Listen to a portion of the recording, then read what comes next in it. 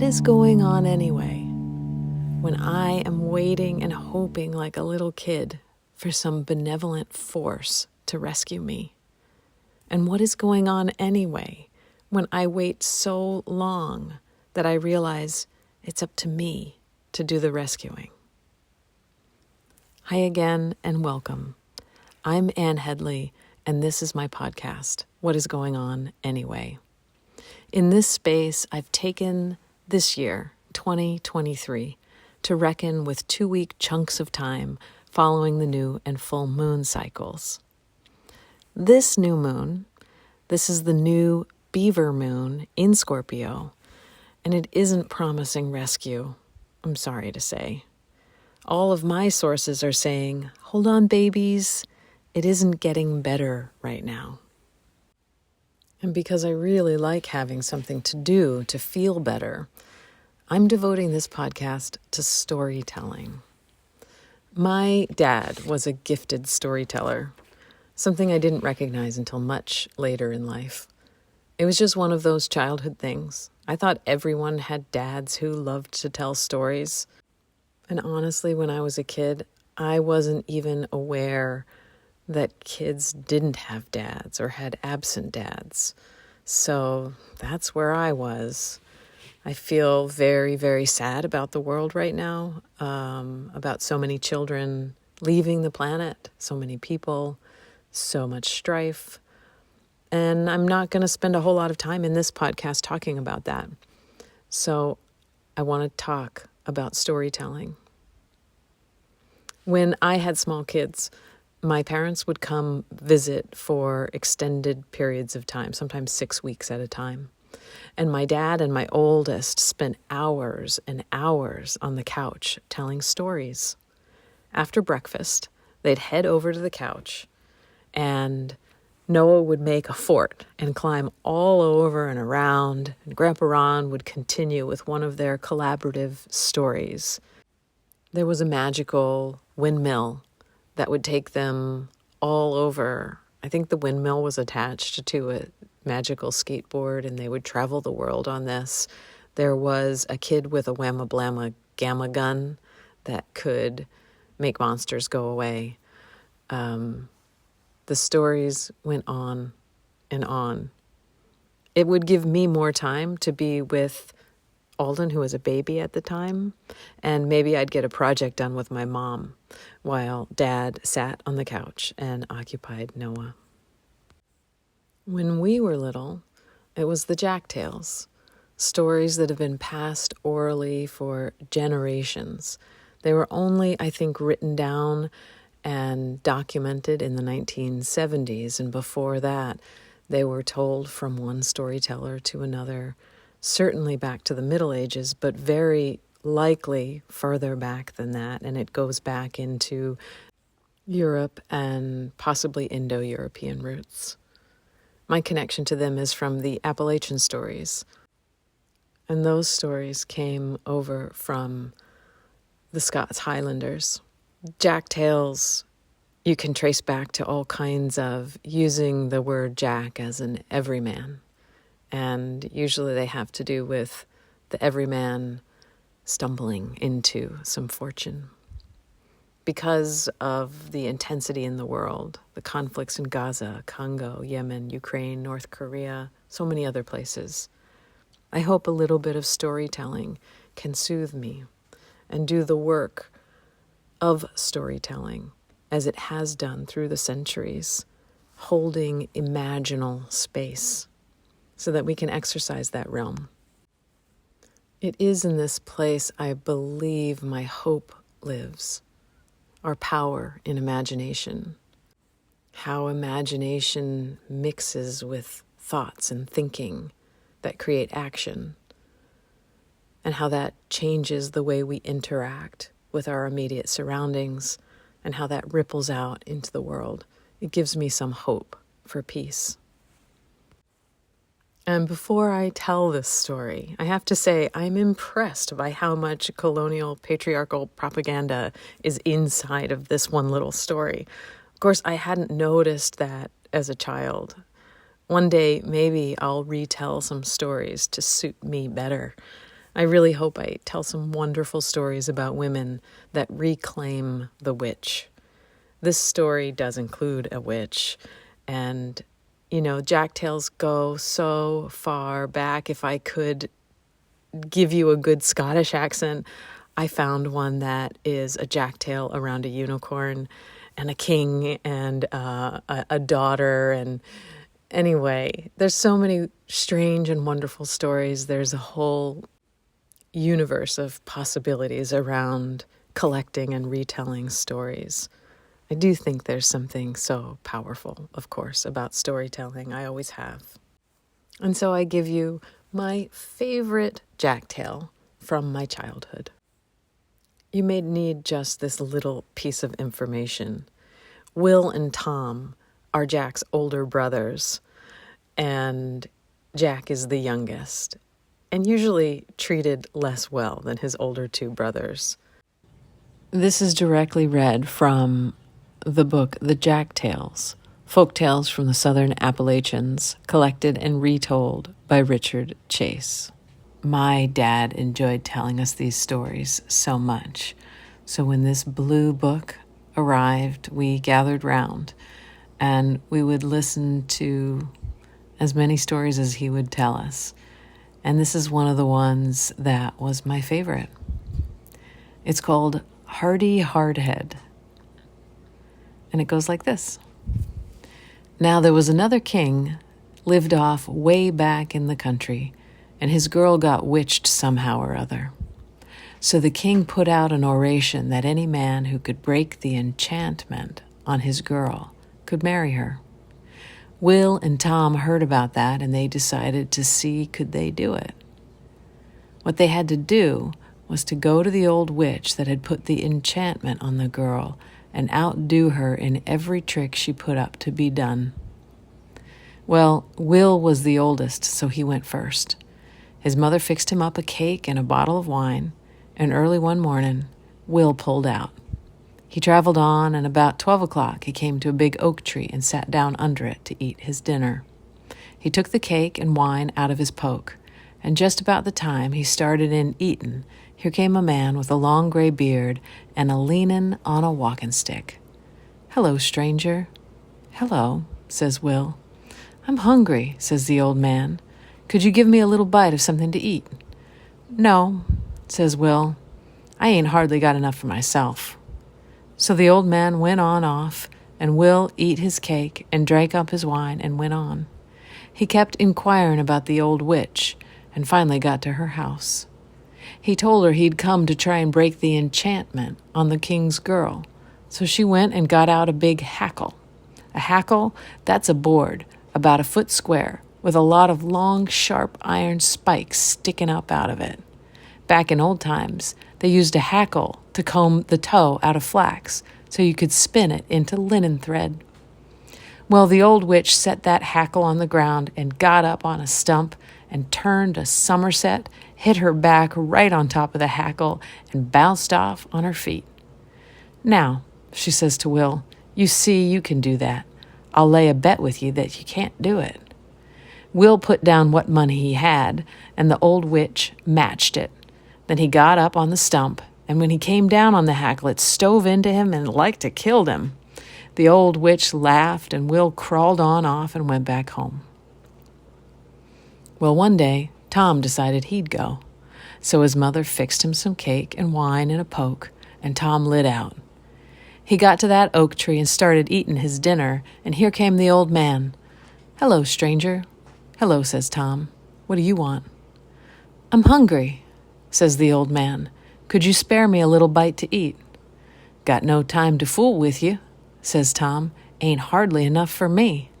So the old man went off, and Tom eat up all his cake and wine and hit the road again and finally got to the old witch's house.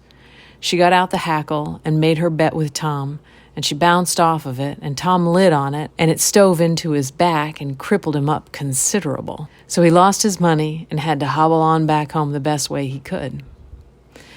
Then Jack, he got to studying about it, and one day he asked his mother could he go. She wouldn't let him, but he kept on begging her till finally she said all right. She didn't fix Jack nothing but an ash cake, and a bottle of spring water. Jack sat down under that oak tree and had just reached in his little poke for the ash cake when there stood that weasel-eyed old man. "Hello, Jack." "Why, howdy, Daddy. Come sit down and let's eat a bite. It's not much, but you're welcome to half of it." "Thank you, son. How you getting on?" "About like common," Jack told him. So the old man sat down against the tree, and when Jack took out his ash cake, it was a great big spice cake instead. And when he got out his bottle of water, it had turned into the finest, reddest wine you ever saw. So he and the old man eat cake and drank wine and sat there a-talking about one thing and another. Finally, the old man says, "Now, Jack, it's been tried or right smart going down there to break that enchantment. Every man that's been down there has lost money, and some of 'em have been killed on that hackle the old witch has got." "Well," says Jack, "I allowed I might have some showing maybe. Thought I'd go down and try it out anyhow." "It may be so I can help ye, Jack."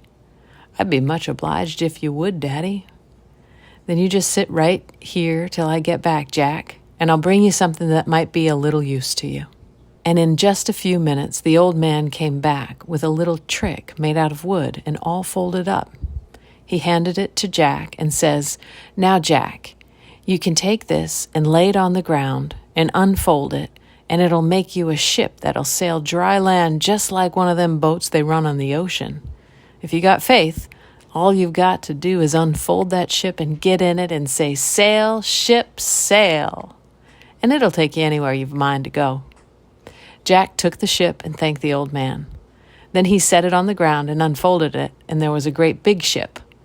Then the old man told him, says, "You take in every man you meet between here and the old witch's house. Call every man you see along the way. You may need a lot of help before you can outdo that old woman. And here, you'll need some money, too. Just take this poke with you. It's got $1,000 in gold in it. You can pay me back when you get ready." So Jack took the money and thanked him for that. Then he got in his ship and said, "Sail, ship, sail." And the ship went sailing along right over the fields and trees and creeks and houses and fences, just as pretty as anything you ever saw. Then Jack looked down below him, and there was a man running along, butting his head against trees and stumps and knocking 'em every which way. He'd run against a big rock, bust it up, and go right along. Jack hollered to him, "Hello, stranger, what's your name?" "My name's Hardy Hardhead." "Hardy Hardhead, I think you are. Come on in my ship." Hardy Hardhead got in the ship, and they sailed on. Then Jack saw a man running across a pasture field, eating cows up as fast as he came to him. It didn't take him no time at all to get one eat, horns, hoofs, hide, and all. "Hello, stranger, what's your name?" "Eatwell's my name." "Eatwell, I think you are. Come on in here." Eatwell got in, and on they went. Saw a man directly running along a creek bed, drinking the creek up as fast as he went. "Hello, stranger. What may your name be?" "My name's Drinkwell." "Drinkwell you are. Come on in here with us." Drinkwell got on board, and they sailed right on. Then they saw a man run past their ship so fast it looked like he was flying. He wasn't running on but one leg either. He'd hold the other end up off the ground and still outrun the rabbits. Jack just did see him as he passed him. "Hey, Runwell!" Runwell didn't stop but started running circles around the ship. "That's my name. What can I do for you?" "I'd like to have you in my ship," says Jack. So Runwell ran in the ship, and on they sailed. Then they saw a man standing with his head turned up like he was listening. "Hello, stranger, what's your name?" "My name's Harkwell. I can hear a chigger gritting his teeth up in a tall chinkapin tree over on that mountain yonder." "Harkwell you must be. Come on in my ship." Harkwell climbed in, and they sailed on. Saw a man with his hand over his eyes like he was looking at something way off. "Hello, stranger, what can your name be?" "Sewell's my name. I can see a gnat following that hog a-flying around..." "That hog. I can see a gnat following that hawk a-flying over there in England." "Sewell, I think you are. I'd like to have you in my ship." Sewell got on board, and on they went. Then they saw a man standing on a hill with a long rifle raised up. He was a-sighting over the gun barrel a long way off somewhere. "Hello there. What's your name?" My name's Shootwell. Just wait a minute till I shoot that squirrel is sitting on that tree over there in Scotland. I'm going to hit him right in the left eye. Bam! Got him. Shootwell, you sure must be. Come on and go with us. So Shootwell got in the ship, and they sailed on to where the old witch lived. She came out and asked him, what did they want? We've come to try out against some of your tricks, says Jack. All right, she says. I bet you $1,000 you've not got a man can bounce off my hackle and not get hurt. I'll take you up, says Jack. You got your money? Here it is, Jack told her, and he counted it out. Then she got out her hackle, got up on a stump, turned a somerset, lit on the hackle, and bounced off, danced around all a-laughing. Then Jack says, hello, Hardy Hardhead. Right here, sir. So you can do that. Hardy Hardhead ran up on the stump, took a back somerset, came down head first on the old witch's hackle, broke every tooth in it, and never got scratched. Well, she says, you've got me beat on that. Now have you got anybody can out-eat me? Eat well. Right here, sir. So the old witch brought out 2 big fat beef cattle. She took her stand by one, and Eatwell got before the other one. Then she hollered, go! And Eatwell jumped out and eat up his cow and a horse and a couple of sheep and some pigs. And the old witch hadn't even eaten half her cow. So she says, I bet you got nobody can outdrink me. Drink well, says Jack. Here I am, sir. Well, that witch, she got her stand at the head of one creek, and Drinkwell went and got at the head of another one across the hollow. And Drinkwell had drunk up his creek dry, 2 or 3 branches, and was a-drinking up the river before the old woman had a chance to take one swallow. Jack had made $1,000 every time, but the old witch kept right on. Now the next proposition is to outrun me, she says. It's 700 miles from here to the ocean. We'll take 2 eggshells and see who can get back first with his shell full of ocean water. It'll be salt water, so we can tell whether you run plumb there or not. And we'll bet another $1,000 on this foot race. I'll have to raise it to 4,000, says Jack. So the old woman got the money and laid it down. Then she got the 2 eggshells. Jack backed up to the ship. Run well, come on out here. He gave him his eggshell, and the old witch took hers, and they got on the line. Jack hollered, 1, 2, 3, go! And off they shot. They were out of sight, for you could turn around. Then Jack and the others sat down to wait. Runwell got to the ocean and filled his eggshell full of ocean water and started on back. He met the old witch about halfway. She knowed it wasn't any sense in her running on, so she hollered to Runwell. Hey, wait a minute. It ain't no use running ourselves to death. Let's sit down here and rest a while. Runwell stopped, and they sat down and got to talking. Then she grabbed him and pulled him over, witched him sound asleep. She put an old horse's jawbone under his head. That jawbone was fixed, so Runwell would sleep as long as the bone was under his head. It didn't differ how long. Then she mashed his eggshell and ran on toward the ocean. Runwell laid there hard and fast asleep. Well, back there where the others were awaiting, Jack began to get sort of uneasy about Runwell taking so long. Then he saw Harkwell jerk his head up and listen. What do you hear, Harkwell? I hear somebody snoring, he says. Then Jack told Seawell, Seawell, look well and see what you can see. Seawell looked away off and says, Runwell's a-layin' with his head on a jawbone, sound asleep. His eggshell is busted, and the old woman is pretty near the ocean. I think she's done witched him. I think she's done witched Runwell with that thing under his head. Shoot well, says Jack. Shoot quick and see you can knock that jawbone out from under Runwell's head. Shootwell raised up his old long rifle and shot. It was over 300 miles, but he hit it dead center, knocked that jawbone 30 feet. Runwell sat up and sort of scratched his head. He looked around a little bit addled for a minute. Then he saw what had happened because there was his eggshell all busted up. So he jumped up, ran back to the old witch's hen house, got him another eggshell, and ran onto the ocean. The old witch was stooping over to get water up in her shell, and Runwell gave her a good kick, knocked her clean out in the middle of the ocean sea. Then he filled his eggshell up, and he was back in no time. So Jack picked up all the money he and the men got in the ship and sailed on home. Runwell and all the others went back to where they came from, And as far as I know, they're all getting on all right. I never did hear whether Jack married the king's girl or not, but anyhow, she never was bothered with that enchantment anymore after that. Jack went on to where he met the old man and paid him back that $1,000 in gold. And that ship, Jack's got it yet, I reckon. He took me riding in it several times. I like how these stories don't end with the end. It's a continuation. It's a part of life, these stories, especially how the narrator inserts themselves in, that this narrator has had this connection and this relationship with Jack. And I like that idea of that going through centuries and centuries. This time, this week, today, we've got a new moon.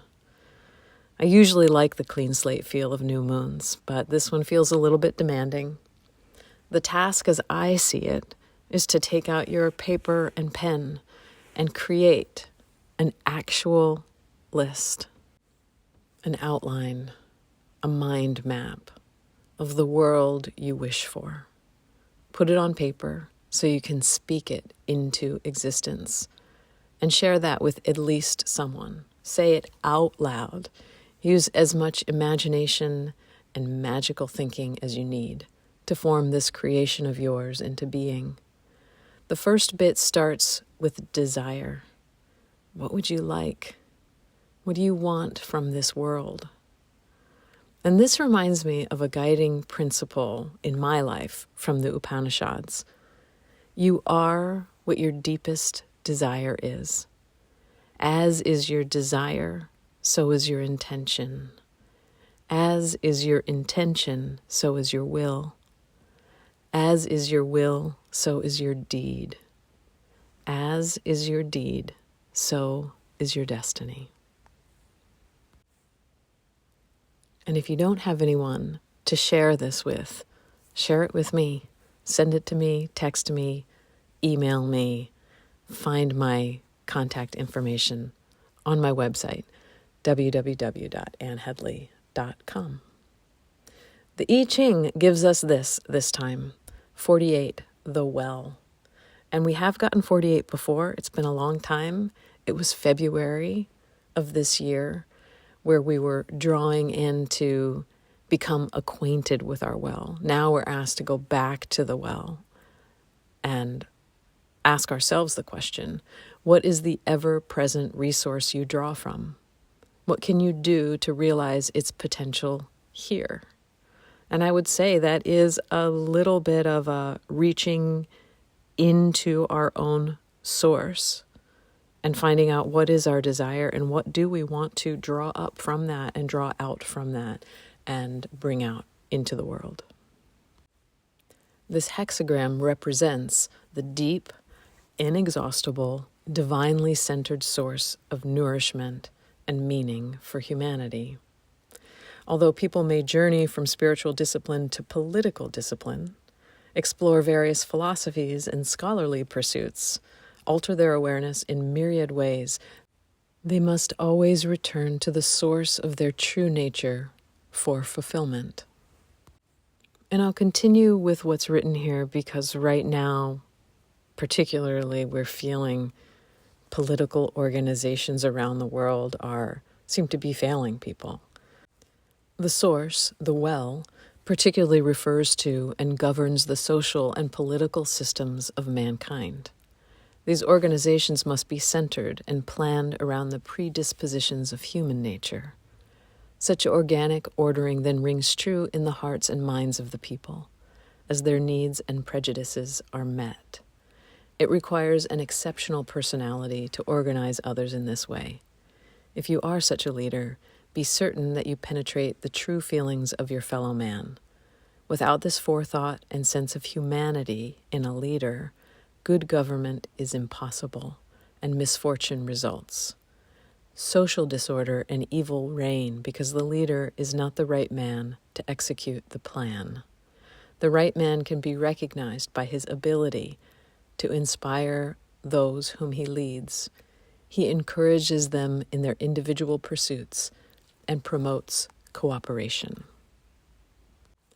In your personal relationships, try to discern the biological and sociological promptings that bring you together rather than shortening your focus to the issue at hand. There are universal truths that bring certain individuals together. Uncovering the source of these truths and perceiving their eternal nature will give you enlightenment, whereas a myopic viewpoint at this time brings misfortune. I sort of feel like we're seeing that left and right. Different people getting polarized around the issues that are out there right now. And we're really not seeing the bigger picture in this moment.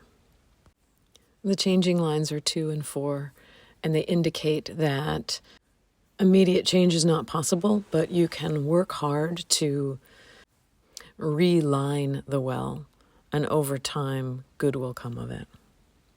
The hexagram moves to 31, influence. 31 is influence. I think of it as wooing. It can also be known as attraction. And I think about that, like, what is it that you are attracted to? That's a question I've asked for a while. I'm curious about that. In the way that, we can't help what we love. We can't help that we love certain smells, or that we love the way the light moves in a certain way with a certain landscape. I mean, there's just something that we learn about our deeper selves by understanding our attractions.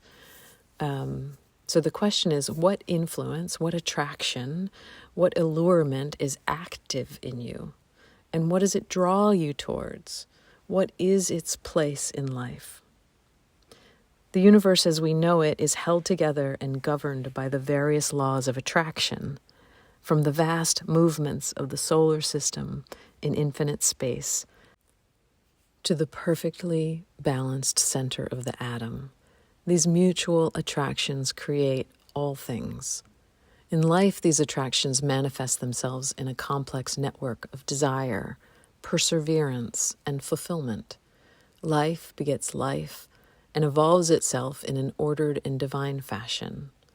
The attraction between mates with an underlying interest towards social unity and perhaps progeny is the emphasis here. This magnetism is not just a superficial desire. It is the beginning of the most basic social unit, the family, just as the atom with the attraction of its positive and negative charges is the basic material unit. And I guess for me, I feel like what we're looking at is a need for a big, deep change. We are not getting our needs met by our governments around the world. There's a complex industrial military complex that seems to be getting its needs met before humanitarian efforts are getting their needs met. And that really feels upside down to me. So as we create the new world that we need, that we desire, I'm hoping that the right attractions give us the connections and the units of growth, the building blocks that we need to create this new world together. So I'm approaching the end of my personal challenge, which was to produce a bi-weekly podcast for the entire year of 2023.